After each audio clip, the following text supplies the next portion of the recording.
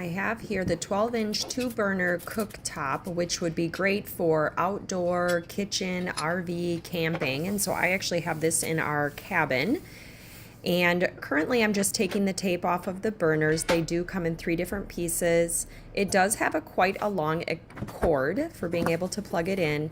Here's your template for being able to cut the countertop, and then your stripping, which will go all the way around the base of your stove once you set that into your countertop. It also comes with the LP different pieces, as that's something that we have to have as we don't have natural gas.